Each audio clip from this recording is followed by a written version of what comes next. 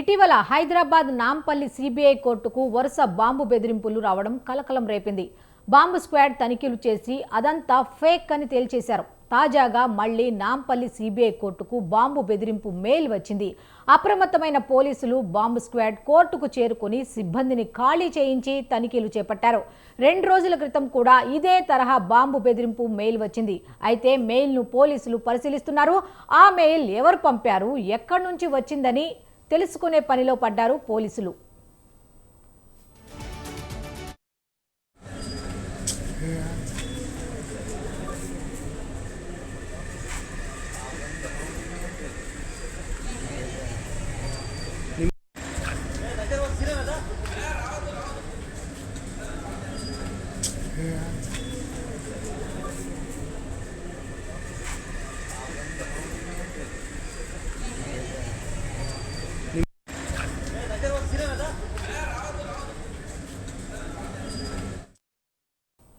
ఇటీవల హైదరాబాద్ నాంపల్లి సిబిఐ కోర్టుకు వరుస బాంబు బెదిరింపులు రావడం కలకలం రేపింది.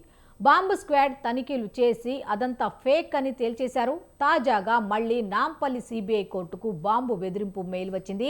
అప్రమత్తమైన పోలీసులు బాంబు స్క్వాడ్ కోర్టుకు చేరుకొని సిబ్బందిని ఖాళీ చేయించి తనిఖీలు చేపట్టారు.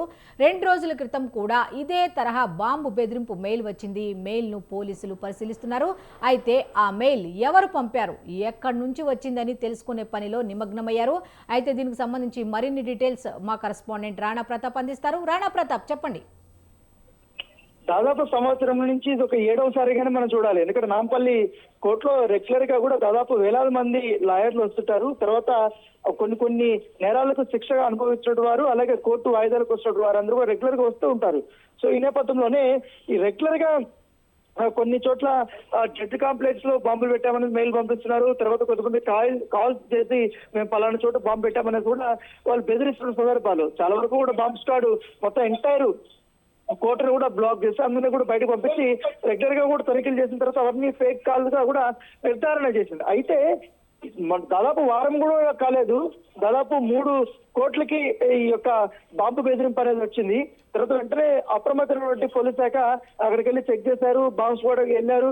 అనువనుగుణ తెగిన తర్వాత బాంబులు ఏదైనా నిర్ధారించుకున్నారు. తర్వాత ఎక్కడి నుంచి ఈ యొక్క కాల్స్ కానీ ఈమెయిల్స్ కానీ ఏ ఐపీ ద్వారా కూడా వచ్చాయన్న దానికి కూడా దర్యాప్తు చేస్తే కొంతమంది ఆకతాయిలు కావాలని చేసినట్టుగా తెలుస్తుంది. అయితే ఇవాళ మరొకసారి సిబిఐ కోర్టు, ఎందుకంటే చాలా రద్దీగా ఉంది, ఇవాళ చాలా కీలకమైనటువంటి కేసులు కూడా ఇవాళ ఆ కోర్టులో విచారణ జరుగుతుంది. కొన్నిటికి తీర్పులు కూడా రావాల్సిన సందర్భంలో సడన్ గా దీనికి ఈ నాంపల్లి సిబిఐ కోర్టుకి బాంబు బెదిరింపు వచ్చింది. సో బాంబు బెదిరింపు వచ్చిన తర్వాత ఆటోమేటిక్ గా సెక్యూరిటీ సిబ్బంది కానీ పోలీసులు కానీ అందరూ కూడా చాలా సీరియస్ గానే తీసుకుంటారు. ఎందుకంటే ఆసామేష విషయం కాదు, అక్కడ ఉన్నటువంటి ఆ ప్లేస్ చూస్తే రద్దీ కూడా ఎక్కువగా ఉంటుంది. కాబట్టి నిత్యం వేలాది మంది కూడా ఎవరు పడితే వాళ్ళు వస్తూనే ఉంటారు.